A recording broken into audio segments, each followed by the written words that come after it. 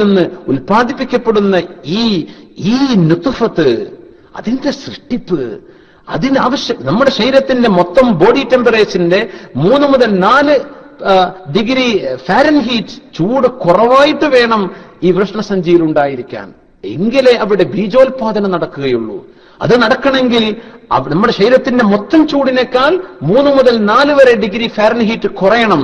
അതിന് ചില സംവിധാനങ്ങൾ വെച്ചിട്ടുണ്ട്. ഈ വൃഷ്ണങ്ങൾ അല്ലാഹു വൃഷ്ണസഞ്ചിയിലാണ് വെച്ചിരിക്കുന്നത്. ആ സഞ്ചിക്ക് ചുളിവുകൾ അല്ലാഹു കൊടുത്തത് അതിന്റെ ചൂടിനെ നിലനിർത്തുവാനാണ്. ചൂട് കൂടി വരുന്ന സമയത്ത് ആ ചൂട് റിലീസ് ചെയ്യാൻ ആ ചുളിവുകൾ നിവർത്തുകയാണ് അല്ലാഹു. അങ്ങനെ അത്ഭുതകരമായ സ്ഥലത്താണ് അല്ലാഹു സ്പേമുകളെ പടക്കുന്നത് എന്ന വലിയൊരു അർത്ഥം വലഖദ് ഖലഖന സുമ്മ ജഅൽനാഹു നുത്ഫതൻ ഫീ ഖറാരിൻ മകീൻ. അവിടെ നിന്ന് അങ്ങോട്ട് തുടങ്ങുന്ന ആയത്താണ്ട് പറഞ്ഞിട്ട് അല്ലാഹു മനുഷ്യ സൃഷ്ടിപ്പിന്റെ സ്റ്റേജുകൾ ഇങ്ങനെ പറയാൻ. ഇത് സയൻസാണ്, ഇത് ശരിക്കും എംബ്രിയോളജിയാണ്. മനുഷ്യന്റെ ജീവിതത്തിന്റെ മനുഷ്യൻ എങ്ങനെ ജന്മമെടുക്കുന്നു ഇത് മാത്രം പഠിച്ചാൽ അല്ലാഹുവിന്റെ ഖുദ്റത്ത് മനസ്സിലാക്കാൻ ഇത് മാത്രം മതി. മനുഷ്യന്റെ സൃഷ്ടിപ്പ് അത് പറഞ്ഞുകൊണ്ടാണല്ലോ ഖുർആൻ അവതരിച്ചത്. ബിസ്മില്ലാഹിർ റഹ്മാനിർ റഹീം. اقرأ باسم ربك الذي خلق خلق الإنسان من علق. ഭൂമിയിലേക്ക് ആകാശലോകത്ത് നിന്ന് താഴ്ത്തിയിട്ട് തന്നിരിക്കുന്ന കയറാണ് ഖുർആൻ. ഹബീബായ നബി തങ്ങൾ പറയുമായിരുന്നു, ഭൂമിയിലുള്ള ആളുകൾക്ക് ആകാശലോകങ്ങളിലേക്ക് എത്തിപ്പിടിക്കാൻ അല്ലാഹു ഇട്ടു തന്ന കയറാൻ. അത് പിടിച്ചാൽ ആകാശലോകത്തേക്ക് ബന്ധിക്കാൻ കഴിയും. ആ കയറിൽ നിന്ന് ആദ്യം വിട്ടുകൊടുത്തത് ഇഖ്റ, മനുഷ്യൻ വായിക്കണം. ബിസ്മി റബ്ബിക്കല്ലദീ ഖലഖ്, ആരാണോ നിന്നെ പടച്ചിരിക്കുന്നത് ആ അല്ലാഹുവിന്റെ നാമം ഉച്ചരിച്ചുകൊണ്ട് നീ പഠിക്കണം. ഖലഖൽ ഇൻസാന മിൻ അലഖ്, അല്ലാഹു മനുഷ്യനെ അലക്കിൽ നിന്ന് പടച്ചവനാണ്. എന്താണ് വായിക്കേണ്ടത്? നീ നിന്റെ ജന്മത്തെക്കുറിച്ച് തന്നെ പഠിക്ക്. അല്ലേ എന്നർത്ഥം? മനുഷ്യനെ അല്ലാഹു അലക്കിൽ നിന്ന് പടച്ചവനാണ്. എന്തെല്ലാം പറഞ്ഞുതരാനുണ്ട്. ഖുർആനിൽ ഇറങ്ങുകയാണ്. ഞാൻ ഏകനാണ്, ഞാൻ ഒരുവനാണ്, ഞാൻ സ്വമദാണ്, ഫറദാൻ, ലം യകുൽ ലഹു കുഫുവൻ അഹദാൻ. ഇതൊന്നുമല്ല അല്ലാഹു പറയുന്നത്. നീ പഠിക്കും മനുഷ്യ, നിന്റെ പഠനം തുടങ്ങേണ്ടത് തന്നെ മിൻ അലഖ്, മാംസപിണ്ഡമായി നിൽക്കുന്ന, നിന്നെ രക്തപിണ്ഡമായി നിൽക്കുന്ന ഒരു ലീച്ച് ലൈക്ക് സബ്സ്റ്റൻസ് എന്ന് പറയാം.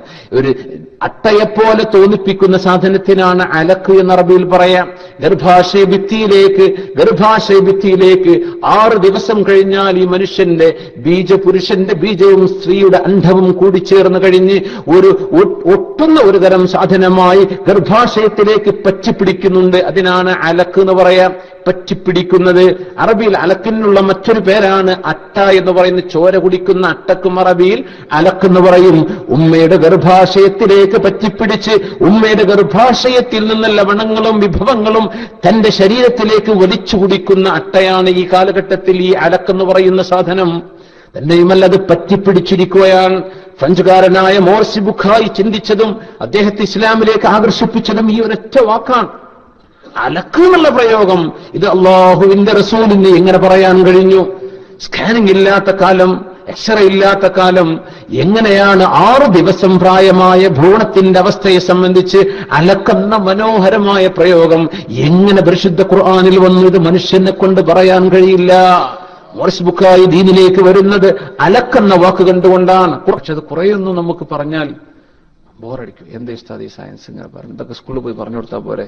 അതിന്റെ ഓരോ പേരുകളും സ്റ്റേജുകളും അതിന്റെ ഓരോ ഘട്ടങ്ങളും നമ്മൾ സ്വയം പഠിക്കുക. സ്വയം പുസ്തകങ്ങളിൽ നിന്നോ നെറ്റിൽ നിന്നൊക്കെ മനുഷ്യന്റെ ജനനം, മനുഷ്യന്റെ ക്രിയേഷൻ എങ്ങനെ നടക്കുന്നു എന്ന്. എംബ്രിയോളജി ഭയങ്കരമാണ്. അതിൽ ഓരോന്നാണ്ട് ജനിക്കുന്നു, അപ്പുറം ഉണ്ടാകുന്നു, അവിടെ ഒരു സെൽ വിഭജനം നടക്കുന്നു, പിന്നെ ഒരു ഗ്ലാൻഡ് ഉൽപ്പാദിപ്പിക്കപ്പെടും, അതിൽ നിന്നൊരു അണ്ഡം പുറപ്പെടുന്നു. ഇങ്ങനെ പറഞ്ഞു പോകാൻ എത്ര എളുപ്പമാണ്. എങ്ങനെ അത് സംഭവിക്കുന്നു? അതുണ്ടാവാനുള്ള കാരണങ്ങൾ എങ്ങനെ? ഒരൊറ്റ കോശത്തിൽ നിന്നാണ് മനുഷ്യൻ ജനിക്കുന്നത്. ഒരൊറ്റ സിംഗിൾ സെൽ, ഒരു കോശത്തിൽ നിന്ന് ജനിച്ച് 10 മാസം ഗർഭം പൂർത്തിയായി പ്രസവിക്കുന്ന കുട്ടിയുടെ ശരീരത്തിൽ 2000 കോടി കോശങ്ങളാണ് ഉണ്ടാകുന്നത്. ഒരൊറ്റ കോശത്തിൽ നിന്ന് 2000 കോടി കോശങ്ങളായിട്ട് വന്നിട്ടാണ് ഈ കുട്ടി ഭൂമിയിലേക്ക് വരുന്നത്. ഈ 10 മാസത്തിനിടയിൽ എങ്ങനെ ഈ സെൽ വിഭജനം നടന്നു? അത്ഭുതമാണ്. ഖുർആൻ അത്ഭുതപ്പെടുത്തിക്കൊണ്ടാണ് പറയുന്നത്. ഒരുപാട് മുഅ്ജിസത്തുകളുള്ള ആയത്താണിത്. ഒരുപാട് കാര്യങ്ങൾ പഠിക്കാനുണ്ട്. നിങ്ങൾ സ്വയം പഠിച്ചു വരണം. കുറേയേറെ കാര്യങ്ങളൊക്കെ നമുക്ക് ചർച്ച ചെയ്യാം. അല്ലാഹു തൗഫീഖ് ചെയ്യുമാറാകട്ടെ. പിന്നെ ഇൻഷാ അല്ലാഹ് അടുത്ത ആഴ്ച ക്ലാസ് ഉണ്ടാവില്ല സാറേ. ഞാൻ ഉംറക്ക് പോകുന്നുണ്ട് ഇൻഷാ അല്ലാഹ്, ദുആ ചെയ്യണം. ചൊവ്വാഴ്ച അതെ അതെ. അപ്പോ ആരെങ്കിലൊക്കെ ആയിട്ട് ഇൻഷാ അല്ലാഹ് ക്ലാസ് കൂടെ നടക്കും.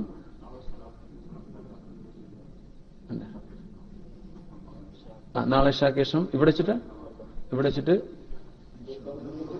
ആയിക്കോട്ടെ. അസ്സലാമു അലൈക്കും.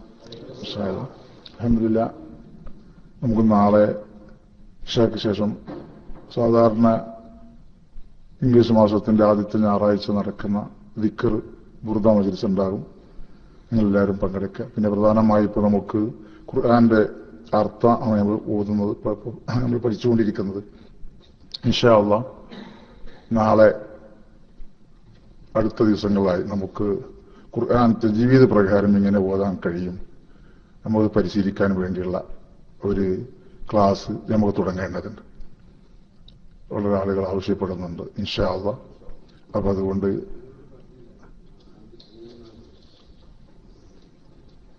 ആരെല്ലാം അതിൽ പങ്കെടുക്കാൻ ആഗ്രഹിക്കുന്ന ആ ഖുർആന്റെ ക്ലാസ്സിൽ തജ്വീദ് അനുസരിച്ച് ഖുർആൻ ഓതി പഠിക്കാനുള്ള ക്ലാസ്സിൽ പങ്കെടുക്കാൻ ആഗ്രഹിക്കുന്ന ആളുകൾ നാളത്തെ ഈ ദിക്റിന് വന്നാൽ നമുക്ക് അതിന്റെ സമയം നിർണ്ണയിക്കാൻ കഴിയും. മറ്റത് നമുക്ക് വെള്ളിയാഴ്ചയും ശനിയാഴ്ചയും ക്ലാസ്സുകളാണല്ലോ. അപ്പൊ അതുകൊണ്ട് നിങ്ങളെല്ലാവരും അതിനാഗ്രഹിക്കുന്ന ആളുകളും കൂടി നാളെ ആ വിഷയത്തിൽ പങ്കെടുക്കണമെന്ന് അപേക്ഷിക്കുകയാണ്. ബഹുമാനപ്പെട്ട ഉസ്താദ് ഇൻഷാ അല്ലാഹ് ഉംറക്ക് പോവുകയാണ്. അദ്ദേഹം പ്ലെയിനാണ് പോകുന്നത്. അധികം ദിവസം 5 ദിവസങ്ങളെ ഉണ്ടാവുള്ളൂ. അപ്പോൾ അടുത്ത ശനിയാഴ്ച മിക്കവാറും നമുക്ക് മുമ്പ് ക്ലാസ് എടുത്തു തന്ന അലവിക്കുട്ടി പൊതുവി നമ്മൾ ക്ഷണിച്ചിട്ട് മൂപ്പരെന്നെ പറഞ്ഞു വെച്ചിട്ടുണ്ട്. ഒരു പക്ഷേ മൂപ്പര് നാട്ടിൽ പോവുകയാണെങ്കിൽ അതുപോലെ ഒരു പണ്ഡിതൻ നമുക്ക് ക്ലാസ് എടുത്തു തരും ഇൻഷാ അല്ലാഹ്. സദ്വാരക്കും. അതെ ഇൻഷാ അല്ലാഹ് നിങ്ങൾ പറയേണ്ടത് തന്നെ ഇൻഷാ അല്ലാഹ് നമ്മള് എല്ലാ ഞങ്ങളുടെ ദുആകളിലും ഉൾപ്പെടുത്തും ഇൻഷാ അല്ലാഹ്. നിങ്ങൾക്ക് വേണ്ടിയൊക്കെ ദുആ ചെയ്യും, നിങ്ങൾ നമുക്ക് വേണ്ടി ദുആരിക്കുക. നിങ്ങളൊക്കെ വിഷയങ്ങളൊക്കെ അല്ലാഹുവിന്റെ മുമ്പിലൂടെ പ്രത്യേകമായിട്ട് അവതരിപ്പിക്കാൻ ഉംറക്ക് മനോഹരമായിട്ട് ചെയ്തു വരാനൊക്കെ തൗഫീഖിന് വേണ്ടി ദുആരിക്കുക. അല്ലാഹു തൗഫീഖ് ചെയ്യുമാറാകട്ടെ. പിന്നെ ഒരാളിപ്പോഴും ഒരു എഴുത്ത് ചോദിച്ച് നമ്മൾ മുമ്പ് നിസ്കാരത്തിലെ ഭയഭക്തി ഉണ്ടാകാനുള്ള ഒരു വിഷയത്തിൽ ഒരു ഇമാമ പറഞ്ഞൊരു സംഭവം മഹാനായ സായിബ് റളിയല്ലാഹു അൻഹുവിന്റേതാണെന്ന് തോന്നുന്നു. നമ്മൾ ചർച്ച ചെയ്തു പോയത് നിസ്കരിക്കുന്ന സമയത്ത് ഇങ്ങനെ ഓർത്താൽ മതി അല്ലെ, നമ്മുടെ മുമ്പിൽ കഅബയാണ്, വലതുഭാഗത്ത് സ്വർഗ്ഗാണ്, ഇടതുഭാഗത്ത് റൂഹിനെ പിടിക്കാൻ മലക്ക് കാത്തിരിക്കുകയാണ് എന്ന് പറയുമ്പോ ചോദ്യകർത്താവിന്റെ ഒരു പേടി, പഠിച്ചവനെ പെട്ടെന്ന് മരിക്കാണല്ലോ, കുറെ കടങ്ങളുണ്ടല്ലോ, ഒരു ഓർക്കാൻ പേടിയെന്ന്. അപ്പോ കടമുണ്ടെങ്കിലും ഇപ്പൊ നമ്മളൊക്കെ മരിക്കണ്ടേ? അതിനു വേണ്ടി അള്ളാഹുവിനോട് നമുക്ക് പോസ്റ്റ്പോൺ ചെയ്തു തരാൻ പറ്റുമോ? ചോദിക്കാൻ പറ്റൂലല്ലോ. അല്ലെ, അതിന്റെ സത്യാവസ്ഥ അതല്ലേ. നമ്മൾ അള്ളാഹുവിന് പ്രപ്പോസൽ കൊടുക്കരുത്. നമ്മൾ പറയും പഠിച്ചവനെ രോഗത്തിൽ കടന്ന് മരിപ്പിക്കരുത്, ഇന്നെ ഇവിടുന്ന് മരിപ്പിക്കരുത്. ചില ആളുകൾക്ക് അങ്ങനെ മരിക്കാറുണ്ട്, ഇവിടുന്ന് ഐസലായി കൊണ്ടുപോകുന്നതൊക്കെ. അതൊന്നും പ്രശ്നമല്ല, നമുക്ക് ഈമാൻ കിട്ടി മരിച്ചു പറഞ്ഞാലും അതൊരു മനസ്സിന്റെ കാരുണ്യല്ലേ. ഒരാരും അത് സഹായിക്കൂലെങ്കിൽ മനുഷ്യന്മാർ കുടുങ്ങൂലേ? എത്ര കടങ്ങളുണ്ടെന്ന് പറഞ്ഞാൽ ഇതിനൊക്കെ കൊടുത്ത ആൾക്കാരുണ്ടാവുമല്ലോ. ബാങ്കുകളല്ലാതെ തന്നെ ബാങ്കുകളെ സമീപിക്കരുത്. നമ്മൾ ഇസ്ലാമിക് ബാങ്കുകൾ ഒക്കെ ജായിസാണ്, ഹലാലാണ് എന്നിവിടുത്തെ ഇമാമികളൊക്കെ പറയുന്നു. അല്ലാത്തൊക്കെ റിബവിയാണ്, പലിശ ബാങ്കുകളാണ്. അതല്ലാതെ മുഅ്മിനീങ്ങൾക്ക് ഹലാലായ വഴിയിലൂടെ നമുക്ക് പരിഹാരം കിട്ടണം. ഒരുപാട് ആളുകൾ കടന്നെന്ന് സഹായിക്കുന്നുണ്ട്. അള്ളാഹു അവർക്കൊക്കെ എല്ലാ ഖൈറും ബറക്കത്തും അള്ളാഹു കൊടുക്കുമാറാകട്ടെ. അതൊക്കെ വലിയ സന്മനസ്സല്ലേ, വലിയ സന്മനസ്സാണ്. അവർക്ക് വേണ്ടിയൊക്കെ ദ്വാരക്കണം. ഈ കടം വിടാനുള്ള ദുആയും നമ്മൾ എന്ത് ചെയ്യണം? പ്രത്യേകമായിട്ട് ദുആ ചെയ്യണം. അല്ലാഹുമ്മ ഇന്നി അഊദു ബിക മിനൽ ഹമ്മി വൽ ഹസൻ വഅഊദു ബിക മിനൽ അജ്സി വൽ കസൽ വഅഊദു ബിക മിനൽ ജുബ്നി വൽ ബുഖൽ വഅഊദു ബിക മിൻ ഗലബത്തി ദൈനി വഖഹ്രി റിജാൽ. പിന്നെ തഹജ്ജുദ് നിസ്കാരം മുഅ്മിനീങ്ങൾക്ക് മാത്രമേ നിസ്കരിക്കാൻ കഴിയൂ എന്ന് പറയുന്നത് കേട്ടു. അങ്ങനെ ഉണ്ടോ എന്ന്? അത് മുഅ്മിനീങ്ങൾക്കാണ് ഇതിന്റെ തൗഫീഖ് ഉണ്ടാവുക. അതിനർത്ഥം നമ്മൾ നിസ്കരിച്ചു തുടങ്ങിയ നമ്മൾ ആ മുഅ്മിനീങ്ങളുടെ കാറ്റഗറിയിൽ പെട്ടു എന്നാണ്. ചോദിച്ചാൽ ഞാൻ ആണോ അല്ലേ, ആണോ നിന്നെ ആരെങ്കിലും കൊണ്ടുപോയിട്ട് നിസ്കാരപ്പായിൽ കൊണ്ടുപോയി നിർത്തട്ടെ, അങ്ങനെ സംഭവിക്കുമോ? അങ്ങനെ ഉണ്ടാവില്ല. മുഅ്മിനീങ്ങൾക്ക് കഴിയുമെന്ന് പറഞ്ഞാൽ അങ്ങനെ നിസ്കരിക്കാൻ തൗഫീഖ് തോന്നുന്നുണ്ടെങ്കിൽ അൽഹംദുലില്ലാ, ആ മുഅ്മിനീങ്ങളുടെ സർക്കിൾ പെട്ടുപോയിട്ടുണ്ടെന്ന് സന്തോഷിക്കാനുള്ള വകയുണ്ട്. അത്രയും അർത്ഥമുള്ളൂ. ഈ ചോദിച്ച ആള് എന്താണ് ഉദ്ദേശിച്ചതെന്ന് എനിക്ക് തോന്നുന്നു. അങ്ങനെ ഉണ്ടോന്ന് ചോദിച്ചാൽ അങ്ങനെയാണല്ലോ. മുഅ്മിനീങ്ങളായ ആൾക്കാർക്കല്ലേ ഇതിന് തൗഫീഖ് ഉണ്ടാവുള്ളൂ. അങ്ങനെയാണ്, അവർക്കേ ഇതിന് തൗഫീഖ് ഉണ്ടാവുള്ളൂ. അപ്പൊ തൗഫീഖ് ഉണ്ടായിക്കഴിഞ്ഞാൽ അത് ഈമാനിന്റെ ലക്ഷണമാണ്. അത് ഈമാനിന്റെ ലക്ഷണമാണ്. തഹജ്ജുദ് എന്ന് പറഞ്ഞാൽ ഉറങ്ങിയതിന് ശേഷമുള്ള നിസ്കാരം എന്നാണ്. ഒരാൾ മഗ്‌രിബിന് ശേഷം ഉറങ്ങിപ്പോയി എന്ന് വിചാരിക്കാം. രാത്രി ഉറങ്ങിക്കഴിഞ്ഞാൽ പിന്നെ ഫർളല്ലാതെ നിസ്കരിക്കുന്ന, റവാത്തിബല്ലാതെ നിസ്കരിക്കുന്ന മുത്തലഖ് സുന്നത്തുകളൊക്കെ തഹജ്ജുദിന്റെ ഗണത്തിൽ പെടുന്നതാണ്. ബഹുമാനപ്പെട്ട തൊയ്യിബ് ഉസ്താദിന്റെ ഉപ്പ CH ഹൈദറുസ് മുസ്ലിയാർ നബ്ബറല്ലാഹു മർഖദഹു ഉസ്താദ് ഒരു ദിവസം ഞങ്ങൾ ദാറുൽ പഠിക്കുന്ന സമയത്ത് ക്ലാസ്സിൽ വന്ന് ചോദിച്ചൊരു ചോദ്യമാണ്. ഉസ്താദ് ഇടക്കിടക്ക് അങ്ങനത്തെ ചോദ്യം ചോദിക്കും. ഈ മാനിയപ്പാടത്ത് ഒന്നാകെ വെളിച്ചെണ്ണയാണെന്ന് വിചാരിക്കുക. അപ്പൊ ഒരു എലി ഇവിടെ ഈ തലക്ക ദാറുലുദന്റെ മതിലിന്റെ അവിടെ ഒരു എലി ചത്തു വീണു. ചെമ്മാടും മാനിയപ്പാടക്കാരാണ് ആൾക്കാർക്ക് അറിയാം എത്ര വലുപ്പമുള്ള പാടാണത്. വലിയ പാടാണ്. ഇത് നിറയെ വെളിച്ചെണ്ണയാണ്. ഒരു നജസ് വെളിച്ചെണ്ണയിലേക്ക് മായിആയ ദ്രാവകമായ സാധനത്തിലേക്ക് നജസ് തട്ടിയാൽ തന്നെ നജസാവോ? ആവുന്നാണ്. ഉറച്ചു പോയതല്ലെങ്കിൽ വെളിച്ചെണ്ണ ഉറച്ചു പോയിട്ടുണ്ട്. അവസ്ഥ വന്നിട്ട് ചോദിക്കണേ ഞങ്ങളോട് ഏർപ്പെട്ട ഒരു ചോദ്യമാണ് ഇപ്പൊ ഈ ഞാൻ നേരത്തെ പറഞ്ഞു വെച്ചത്. അങ്ങനെ ഒരു എലി ഇവിടെ ചത്തു വീണ ഈ മാനിയപ്പാടത്തെ വെളിച്ചെണ്ണയൊക്കെ നജസാവുമാണ്. അപ്പൊ ഇല്ലാന്ന് നമുക്ക് തോന്നുക ആവുന്നാണ്. അതിലൊക്കെ ഉണ്ട് കുറച്ചവനെ ഈ വെളിച്ചെണ്ണന്റെ നിന്നൊക്കെ എലിനൊക്കെ പുറത്തിട്ടാണ്ട് അങ്ങനെ വെളിച്ചെണ്ണ നോക്കി തരുന്ന എന്താ അതിന്റെയൊക്കെ അവസ്ഥ?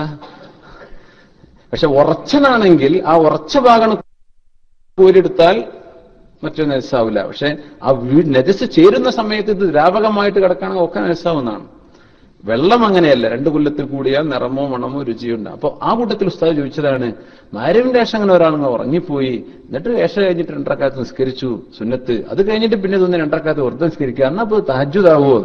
ഞങ്ങളൊക്കെ പറഞ്ഞു ആവൂല. നമ്മൾ വിചാരിച്ചു യശസ്കാരം കഴിഞ്ഞിട്ട് പോയി ലേറ്റ് ഓഫ് ആക്കി ഉറങ്ങിയിട്ട് പിന്നെ നീറ്റ് നിസ്കരിച്ചാലേ തഹജ്ജുദ് ആവുള്ളൂ. ഉസ്താദ് പറഞ്ഞു അല്ല, മഗ്‌രിബിന് ശേഷം ഉറങ്ങിപ്പോയി എന്ന് വിചാരിക്കുക. ഉറങ്ങൽ കറാഹത്താണ്. ഇശാ വരെ ഒരാൾ ഉറങ്ങിപ്പോയി എന്ന് വിചാരിക്കുക.